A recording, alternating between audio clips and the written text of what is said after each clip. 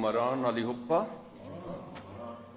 Jag heter Navid Malik och jobbar med OM Sverige som en missionär, och tack Gud att han använder mig för hans rike.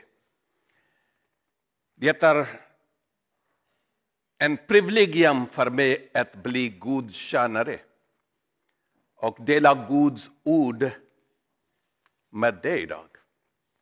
Och det är inte för dig bara, men det är för mig också. Mitt ämne idag är uppmuntra i missmodighet. Uppmuntran i missmodighet. Och Shaista läste en text från Gamla testamentet. Och det var från Sakaria kapitel 4 och vers 6. Jag ska läsa lite lättare. Men en sak jag ska säga. Att vi sjunger lovsång. Och jag sa att mitt ämne är uppmuntran i missmodighet. Och vi ber samma. Och också vi bad för ett land. Det var på hemsida av Open Door. Under det tiden, nu för tiden jag ska säga, att människa i hela världen behöver uppmuntra. Vi har mycket utmaning i våra liv. Så vi alla troendens i Jesus Kristus behöver uppmuntra. Troendens liv i Jesus Kristus är inte lätt. Det är jättesvårt. Och alltid jag säger att vi är i andligt krigföring. Varje troende Jesus Kristus är i en andlig krigföring. Alla helgon i Gamla testamentet och i Nya testamentet hade samma erfarenhet. Det står i Bibeln också. Och många av oss har samma erfarenhet i vårt liv idag. Kanske ni som sitter hit, ni som sitter här och ni som är på nätet i hem.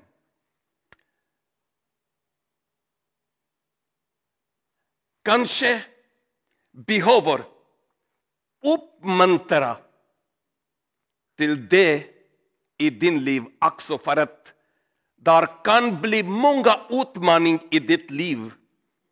Men utmaningar som verkar väldigt svåra att lösa. Det kan bli i vårt liv. Och det utmaning som verkar väldigt svåra att lösa i våra liv. Kanske det kan bli eller kan vara en synd i vårt liv. Det kan vara finanskris. Det kan vara en sjukdom eller sjukdomarna. Det kan bli en arbetslöshet. Och det kan bli en familjeproblem. Det kan bli en svårigheter i vårt liv. Och det kan bli också att någon gör det som illa med oss. Det kan bli också. möjligen finns det stora bergen framför oss. Och känner vi att det är stora bergen framför mig.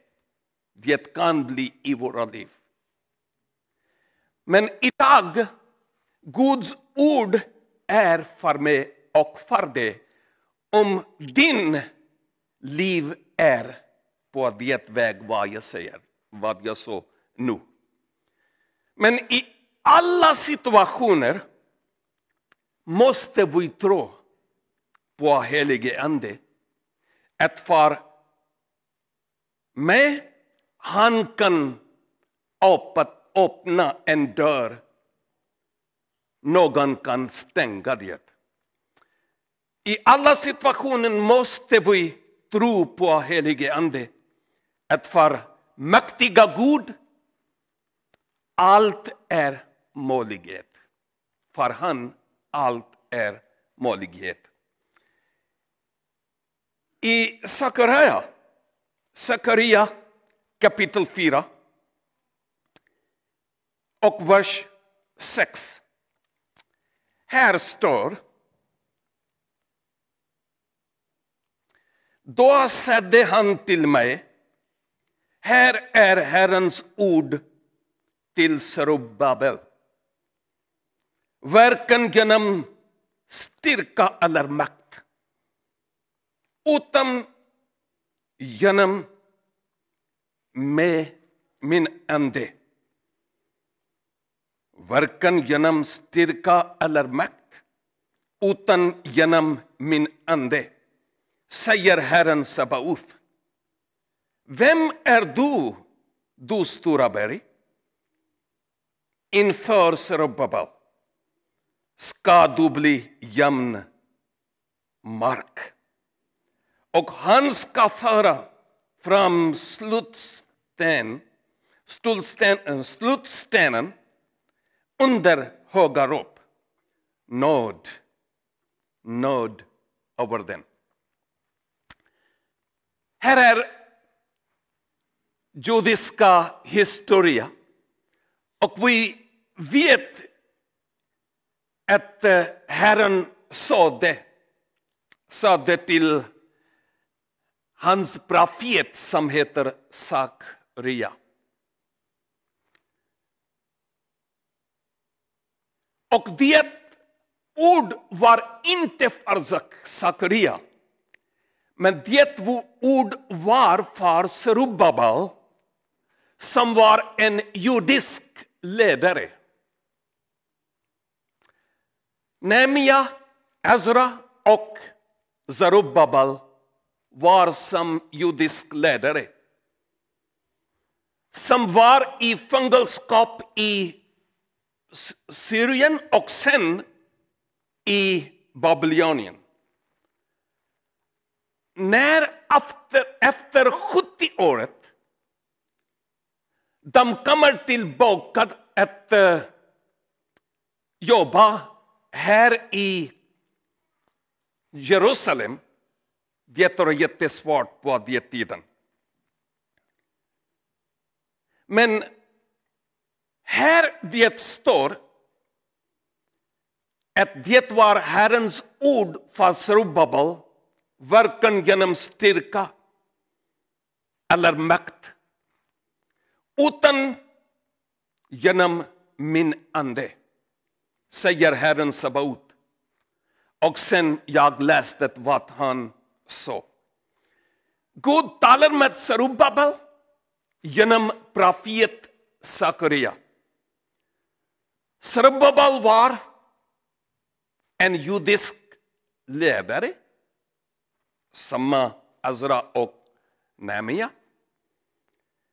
Men Zerubbabel ledde många människor, kanske ungefär 50 000 människor, som kom hit i Jerusalem att återuppbygga templet. Han hjälpte ungefär 50 000 människor, de kom ut från fångenskap från Babylonien. Det var inte lätt för Zerubbabel på den tiden. Det var jättesvårt för honom. Det var svårighet för honom. Det var motstånd också. Det var fiendskap för honom. Det var missmodigt på den tiden. Och för länge sedan han jobbade att återuppbygga templet i Jerusalem. Det var inte lätt. Det är samma en hög bergen i framför Zerubbabel. Han var lite missmodig. Men Gud vet att vad händer med min tjänare. Så han skickat en medlambudskap genom Sakaria profet att gå och ge det budskap till Zerubbabel. Att inte glömt att jag är med dig. Idag jag ska säga att kanske våra bergen är så högt att vi inte kunde vinna dem. Men glöm inte, min kära bror och syster, att varken genom styrka eller makt utan genom min ande, Gud säger, det är en budskap för mig och också. Det kan bli bara med hjälp av helige ande. Att vi kan vinna våra berg. I Nya testamentet jag ser att apostel Paulus i andra brevet av Korintien. Andra brevet, Korintienbrevet kapitel 12. Och i vers 7 och 8 och även 9. Där var en svårt erfarenhet av Paulus också. Lyssna på vad han säger. Och för att jag inte ska förhäva mig efter dessa väldiga uppenbarelser har jag fått en tagg i köttet. En ängel från Satan som ska slå mig så att jag inte förhäver mig. 3 gånger har jag bett Herren att den ska lämna mig. Men han svarade mig, min nåd är nog för det. För min kraft fullkomnas i svårighet. Det är också en uppmuntrande budskap för mig och för det också. För att i början jag sa att i Gamla testamentet och i Nya testamentet hela troende hade svårigheterna i deras liv. Eftersom de och vi också är i andligt krig för jag så innan. Men här är en jätteviktig sak för det och för mig. Kanske vår situation ska vara förbli densamma. Men han ska hjälpa oss att upprätthålla på. Det är viktigt. Jag kom ihåg att när första gången i 2004 2014 jag kom hit till Sverige. Det var inte bra resa, det var dålig. Och dålig erfarenhet. Jag var understressad. Jättesvårigheterna i mitt liv på den tiden. Det var olika kultur här i Sverige. Språk det jag inte har i mitt liv innan det tiden. Och sen ett nyland, ensamhet, utan familjen. Det var inte lätt. Hade inte pengar också. Jag gråtit mycket på den tiden. Och i den situationen. Även nu, jag är ensam i fysik, jag ska säga. I andligt liv, jag tror att Gud är alltid med mig. Men i fysiskt liv, jag ska säga, även jag är ensam. När jag ber, jag gråter även idag också. Jag har svårigheterna idag. Men jag tror på Gud att det allt är för min bättre framtid. Det är inte att stressa mig. Men det är allt att han jobbar i mitt liv. Att kan bli en bra gudstjänare. Men jag ska säga här en sak. Att när jag kom hit, jag bad mycket på natten. Även idag jag har min erfarenhet. Klockan 3 till 5 på morgonen. Jag talar med min pappa. Min pappa. Och sen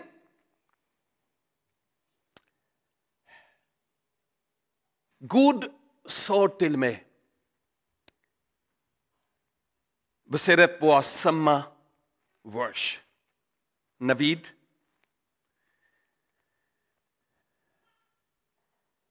Styrka eller makt. Varken genom styrka eller makt. Utan genom min ande, säger Herren Sebaot. Det är inte lätt. Men med Guds hjälp. Han kan jämna bergen på marken. Sen vad hände? I resultatet av det bönen i 2016 jag hade min borgerskap här i Sverige. Och sen i resultatet av bönen Gud öppnade dörren och där var en inbjudan från Malta att komma och predika här. I framför det tiden, innan det tiden jag skulle inte förstå att vad har en plan för mig. Det var jättesvårt. Jag gråter. Jag känner att jag är ensam. Min familj är i Pakistan. Men sakta. Jag kände att där är en Guds plan för mig. Att bli här i Sverige, i Europa. Och sen efter det, där var många inbjudna från hela Europa. Och jag så tack Gud att nu jag ser en lite ljus. Att du har plan för mig att bli här i Sverige. Sen Storbritannien, där var bror och syster i våra tro, kristendom, de inbjuda mig och jag gick där. Vi hade en TV-program, även nu vi spelar många TV-programmer där också. Sen Amerika, sen Afrika och sen till Tyskland. Inte bara en gång, men flera gånger. Där var många inbjudna att komma och predika där. Men en sak det är jätteuppmuntrande för mig. När jag var inte troende i Jesus Kristus, kanske 35 år förut. På den tiden jag hade en dröm att jag måste gå till Saudiarabien. Men du vet att vad jag tänkte på den tiden varför jag går till Saudiarabien. Men jag ska säga här.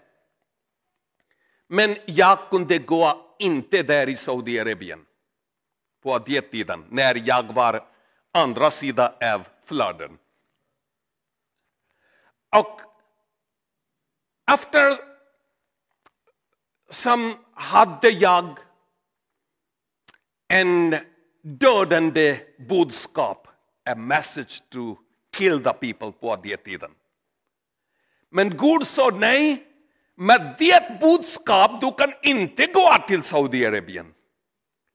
Vänta på. Men jag bad och bad och bad. Och nu, jag hade en inbjudan när jag är i Jesus Kristus att komma här i Saudiarabien nu vid en livgivande budskap.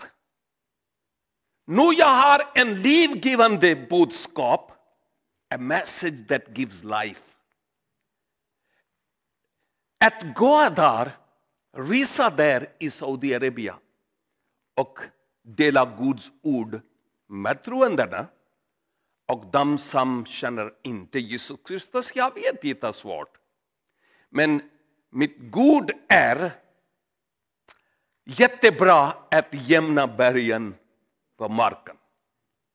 Han är med mig och han ska hjälpa mig. Så i 3 december jag ska resa till Tyskland. Jag behöver din böner. Sen 15 december till 20. Jag ska vara i Saudiarabien. I förra natten jag hade min visum att gå där och göra Guds jobb där, arbeta. När jag ska komma från där, i 22 december till 2 januari, jag ska bli i Grekland att predika och undervisa troende Jesus Kristus, eftersom där är många flyktingar kommer från Pakistan och Afghanistan och Iran och från Syrien, arabiska peninsula, där är många människor. De behöver Jesus Kristus. Lyssna. De behöver att lyssna budskap av livgivande budskap. Det budskap jag har. Vad jag säger är att förut det var jättesvårt, inte lätt idag även, men jag säger förut det var inte mycket klart det vad ska bli min framtid.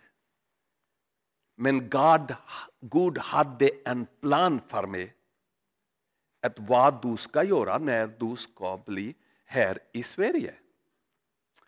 Och från här jag reser utomland och predikar Guds ord.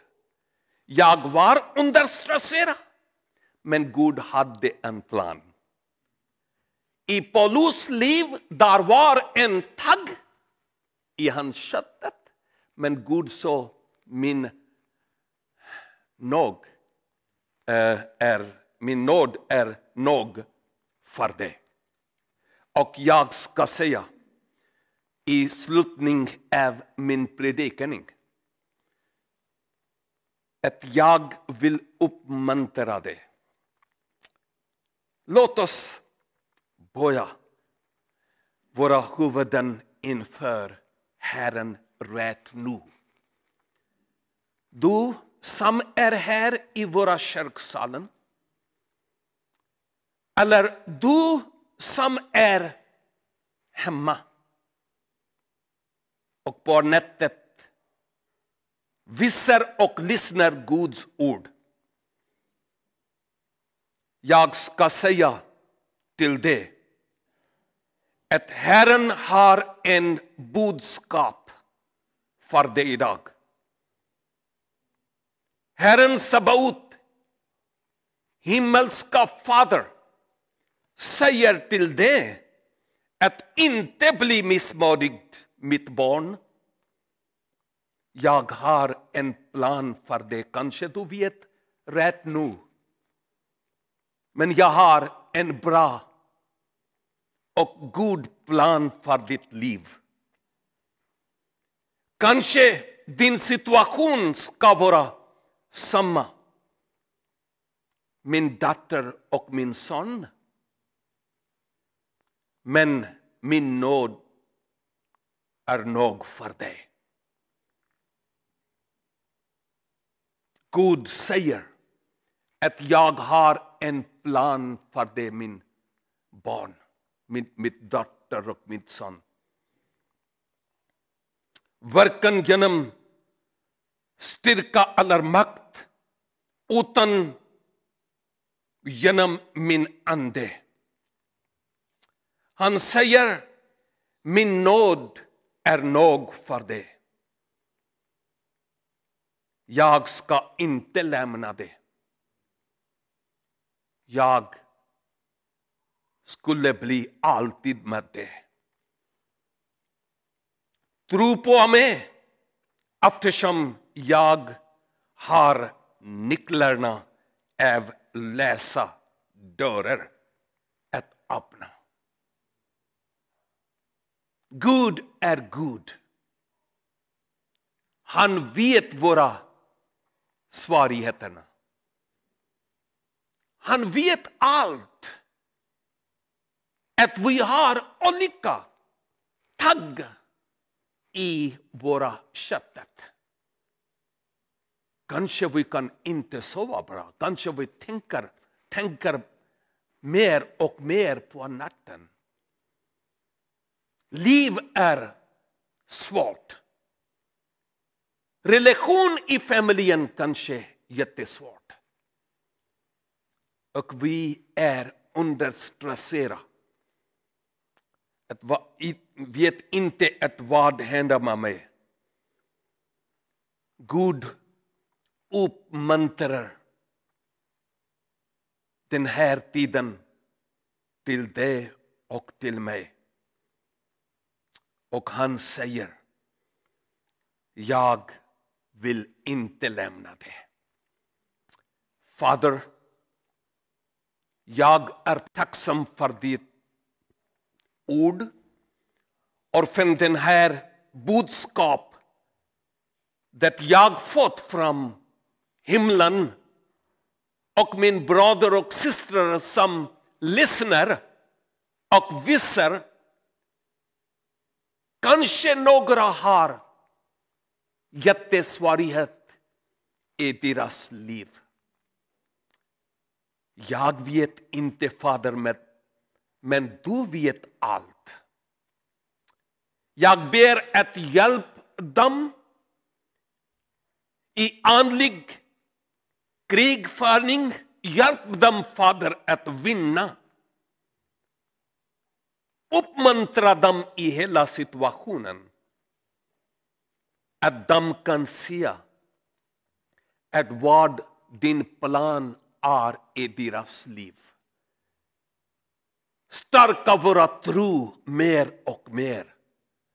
Välsigna oss, Fader, i resa av vårt liv. Hjälp oss och med oss alltid. Och vi tror att du är med oss, eftersom det är din lov i ditt ord. Vi välsignar ditt namn och vi är tacksamma för ditt ord idag. Tack för din uppmuntran. I Jesus namn vi ber. Amen, and amen, and amen. Efter det predikning, förbedjan lite senare ska komma hit.